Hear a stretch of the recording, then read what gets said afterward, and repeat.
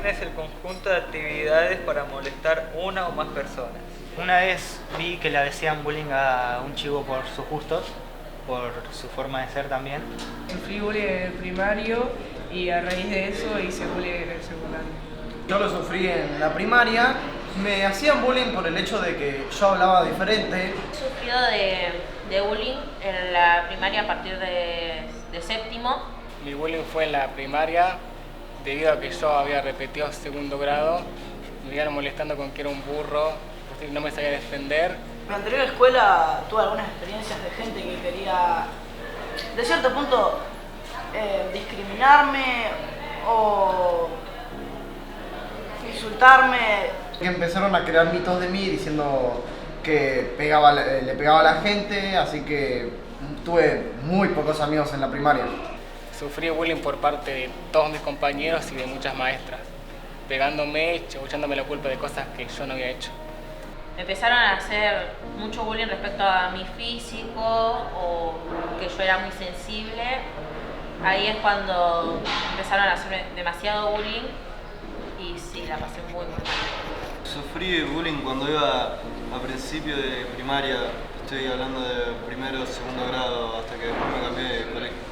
Cuando ocurrió ese suceso, fui y le avisé a los directivos.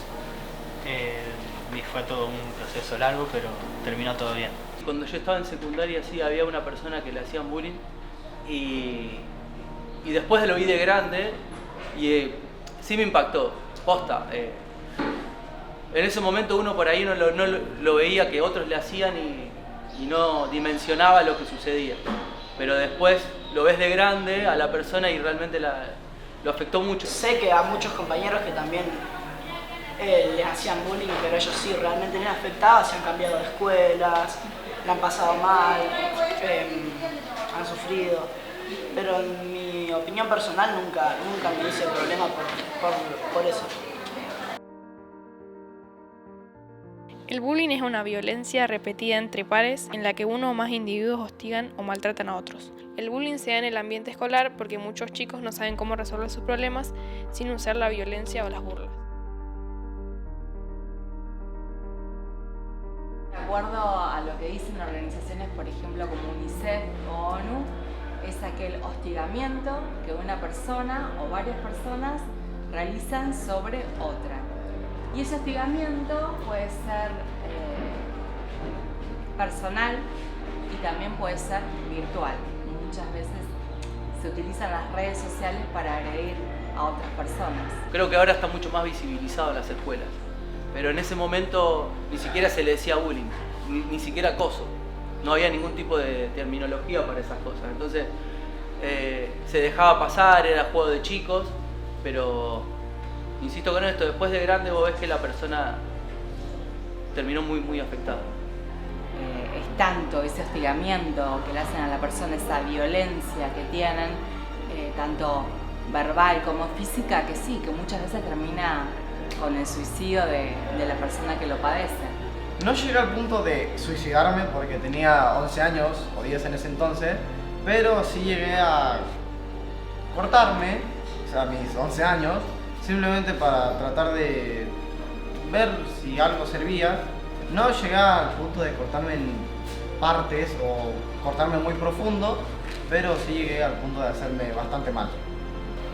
Ya me quería dar un punto final y yo estando sola me he intentado ahorcar y después ahí empecé a pensar bien las cosas y ahí decidí, no, acá no.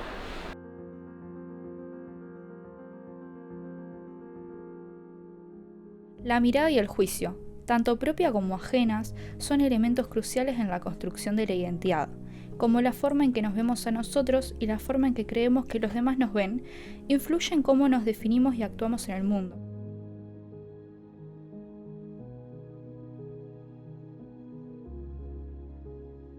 Pueden hacer bullying afuera del colegio, hacer que sufras mucho más daño de lo que ya recibís en el colegio. Un ejemplo bastante claro fue también de mi hermana, porque la escracharon de 1000 formas posibles, la subieron a redes sociales y mi hermana sufrió bastante. Yo también, de hecho, y fui el que más sufrió de entre nosotros dos. El ciberacoso tiene una particularidad de que no se limita físicamente a un entorno. Es decir, no es como el bullying que sucede dentro de la escuela y que se limita a las paredes del espacio físico de la escuela. Hay que tener mucho cuidado con lo que uno sube a las redes siempre, porque cuando lo subiste ya está, deja de ser de tu propiedad. Y después cualquier persona lo puede tomar y puede causarte algún perjuicio sobre eso, o a otras personas también. Por eso hay que tener muchísimo cuidado con lo que uno sube en las redes o en lo que dice, porque después se propaga y se hace como una pelota. El ciberacoso trasciende esos límites geográficos, esos límites físicos y genera malestar en la persona en distintos entornos. Uno de esos es en el espacio familiar, porque bueno, uno está en casa, recibe a lo mejor un mensaje, recibe una agresión y las familias son las que están ahí para acompañar, para garantizar la escucha, como te decía hace un ratito, y tienen un rol fundamental.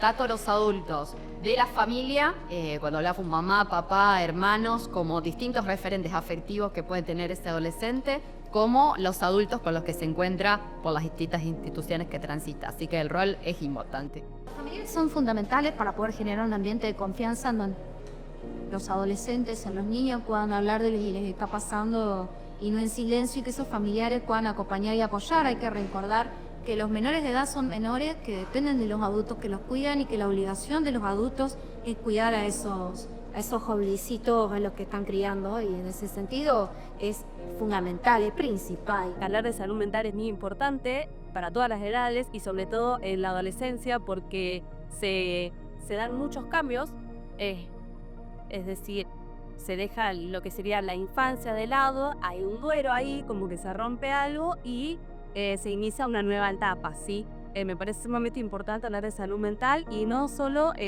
digamos, no hay que minimizar, porque muchas veces se cree más importante la salud física y se deja de lado la salud mental. Me parece que van de la mano.